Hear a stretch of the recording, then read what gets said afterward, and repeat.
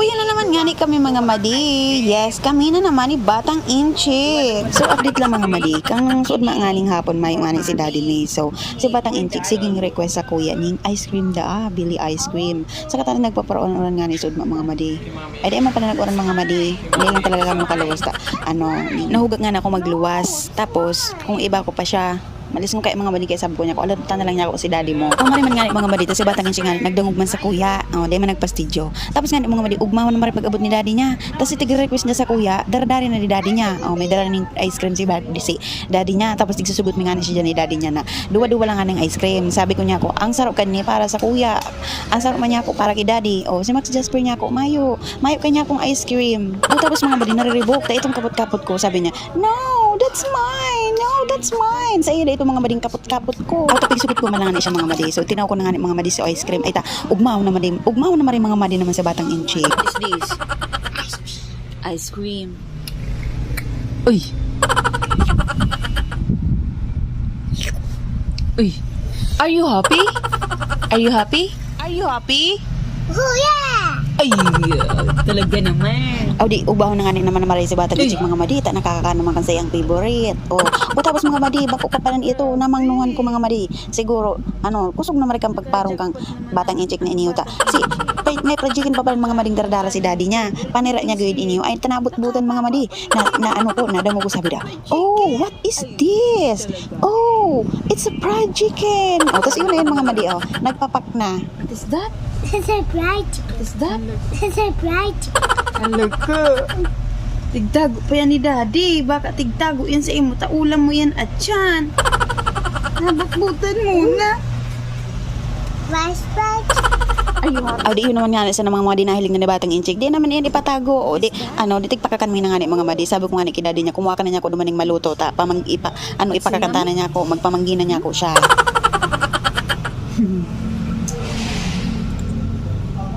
Love you. We love you. Love you. Di abang nagkakain nga ni mga madi sa Batang Inchik, nag-enjoy nga ni siya. Tapos syempre, favorite niya naman sa panira niya. Tapos mga madi, nakakakakan man lang siya ng prajikan pag nag-iigdi kami kay daddy niya. Duman nga ni sa mga madi, mayo man bihira man duman ang manok na ngayon prajikin nun nga mga madi. Kaya minsan sa naman kami duman makakarne. Sa kata mga madi sa Batang Inchik, ang pikakan sa naman kayo dyan sa prajikin, itong crispy. Kaya nga ni mga madi, uya ako sa gilid, nag-halat-halat kong tada niya ta. Syempre, ako man ang makakan. Wow. It's a big fried chicken. Wow. Sana all. Charot lang mga madi. Sa part nga nila mga madi, pagkaaga na nga nini. So, syempre may therapy nga ni si Batang Inchik. Monday baga mga madi ang schedule niya nga ni. Kaya nagpamahaw na kami dyan. After nga mga madi magpamahaw, syempre tigkarigusan ko na nga si Batang Inchik. Tapos nagkarigos naman ako dagos. Tapos syempre nga ni mga madi, pagkatapos magkarigos, syempre mabulos na kami. So, big asikaso ko na nga ni dyan si Batang Inchik. Binulasan ko na nga ni mga madi. Malilate na nga ni kami. Paglulunis kay mga madi, ang schedule nga ni Batang Inchik ay 8 to 10. Sa nga ni mga madi, ang oras nga ni dyan mga 7:30. Running 8 na nga ni ng mga madi kaya nga niya kung dali na kami na Batang Inchik malilate na nga ni siya. Tapos nga ni mga madi pagluwas mga ni digdiyo sa tinaragusan may auto traffic pa mga madi entero mga mading surunodan ang mga auto digdiyo dahil nag-arandar niya ako remati talagang malilit niya ako kita kay ni Kiki. Tapos nga ni mga madi nag-irinot nga ni kami na Batang Inchik tapos nga ni mga madi nakasakay naman nga ni kami sa tricycle tapos pasira na kami mga madi sa sentro pagabot mi nga ni kay mga madi sa sentro igdi mga madi sa sentro kang naga igdi kami nagbaba sa may Macdo digdi sa kampang kang kang San Francisco Church, igdi sa may sa may 15 Martires. Igdi kami mga madi nag-agi. Igdi kami masakay ning jeep pa magsaysay mga madi. Di naghanap na nga kami mga madi ning jeep. Tapos nagsakay na nga kami mga madi ni Batang Inchik. Malilit na pati mga madi. Pagkabot nga mga madi igdi sa sa tigbababaan mga igdi sa magsaysay na pasiring na nga dumano sa iskinita pasiring sa therapy center niya. Tigkarga ko na nga sa Batang Inchik. Nya ko ulit na nga ni niya ko madali-dali na. Tapos nga mga madi aban-aban uyan na nga kami igdi sa sa Angel's Ladder Therapy Center. Tapos naglog na nga kami dyan mga madi ni Batang Inchik. Tapos taw ko na nga siya mga madi duman sa teacher niya. Tapos ako mga madi habang nagtutukaw-tukaw nagkuha nga ako digdiyon ning libro. Digdi nga ta sa waiting area ka mga parents mga madi. Taigwa man digdi mga madi ng mga libro. Ang mga libro igdiho ito yung para sa mga parenting, para sa mga mothering special needs. Yun mga madi. So nagbasa-basa ko kay mga madi ta. Ning may mga adult man kami di mako mga dilalong lalo na sa may mga aki ning may mga kakaibang kondisyon. O tapos nga ni mga madi tig-check ko nga ni sa dire ko tanya ko ano gama initon ta hindi ra ko mga mading tig-irinitan ta bigraga ko nga ni sa batang inchik na late nga ni kami ta sobrang traffic kay mga madi. Tapos nga ni mga madi nahiling ko nga ni hong cover ay ining garong flyer siya mga madi. Di nga ni pala ni mga madi ang ang pangaran kang tigiterapihan ni batang inchik. Angel's Ladder Therapy Center mga madi. Tapos nga ni mga madi may nakasurat man nga ni digdiyo ining kumbaga garo pabistuman kan sa indang company who we are. Angel's Ladder Therapy Center or ELTC serves children with autism and with other children developmental needs since 2014. 2014 pa ang mga madi nag-start. Tapos nga ni mga madi nahiling ko man nga ni digdiyo ang mga services ninda, ang mga ABA therapy. ABA therapy can help improve ang communication, self-care, social ang grupo kay mga madi sala.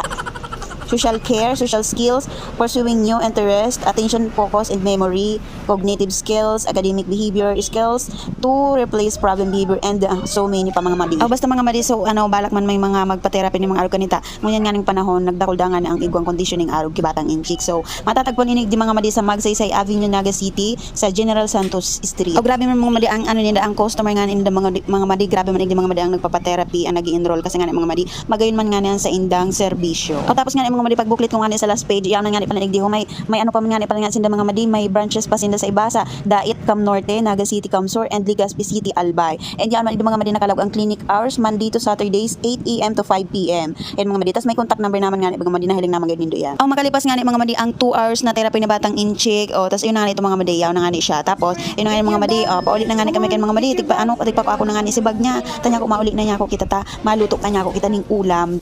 Ano tig-play ni do ni teacher? Ano yan? Mami, get my bag. Okay.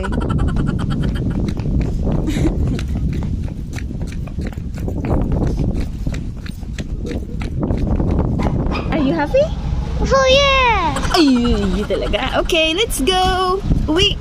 Pagkatapos nga ni mga madi maglako-lako nga ni duman sa iskinita nakasakay nga ni naman tulos kami ning jeep ni batang inchik. Tapos nga ni mga madi pag urinutan nga ni mga madi nakilag nga na ako mga madi ta may nagsakay niya ko ning garong bisado ko niya ko. Tapos nga ni mga madi uyan na nga ni mga madi sinina nga ni batang inchik mga madi. Si Lyren nga ni mga madi. Ngarahab na naman na maray mga madi si mading Lyren.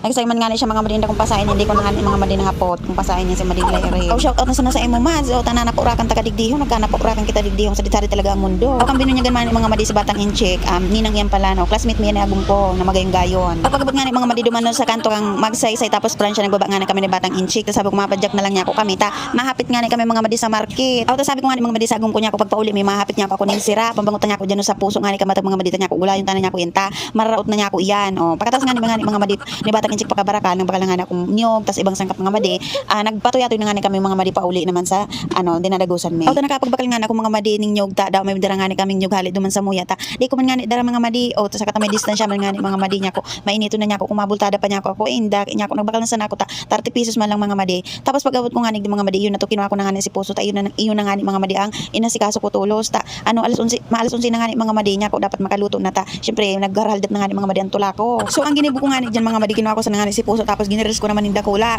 tapos nga ni mga madi hinugasan ko na nga ni diyan si sira nga ni mga madi turingan na naman nga ni mga madi ang binakalme tama sirang bagayan mga madi sa mga pangayon sa mga gulay-gulay na ginutaam pagkatapos ko nga ni mga madi pakaguta yun na nga nito mga madi sininsay ko na nga nigdeo si puso tapos inilaw ko na nga ni mga madi si turingan pinakaray ko mga madi ang pakalaog-laog naman mga madi taday ko na naman nga ni uukakon hanggang sa maluto tapos nga ni mga madi inilaw ko na nga ni man si si gata niya bali mga madi sarong gata sana ang ko kaya medyo dakol mga madi tapadagos lang itong inapod na padagos hanggang sa maluto na mga madi ang gata na yan pagkatapos ko nga ni mga madi ilaw si puso si sira tapos si gata saka ako mga madi naggiris ng mga sangkap tapos inilaw ko nga ni sa ibabaw tapos mga madi uyan na nga ni so itsura niya so lulukdan ko ni mga madi tapos sa halaton ta naman na kumulo iniho habang nga ni mga madi naghalat nga na ako na kumulo nga ni itong niluluto ko tigriligan ko na nga ni mga mading lababo tapos after nga ni kay itong mga madi nagkulo naman nga ni so pigluluto ko so iyon na nga ni mga madi tapos mga madi medyo dakol pa nga ni dyan mga madi ang sabaw kayen kaya hinayaan ko lang siya mga madi ko na siya nilukdo ang nga pag kay mga madi pag may lukdo mas madaling mahati ang sabaw so kung mapati ka mo mga madi ning pagdakol ang sabaw kan niluluto nindo tapos papati man lang nindo nindo paglukduan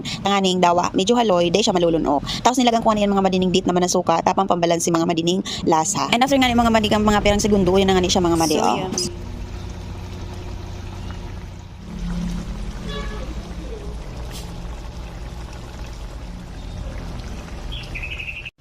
dahil nga ni mga madi may nag-request nga ni mga madi na dapat da pag nagluluto ako, may mukbang sa urihan dapat da pinapahiling magraray so karakanan. So ayun na nga ni mga madi mapahilingan ako kang mukbang na iyan. So naglaw nga na ako mga madidigdiho ning sarong pidasong sira tapos itong gulay na puso nga ni mga madi ta. Mapod trip nga ni kita mga di. So let's go.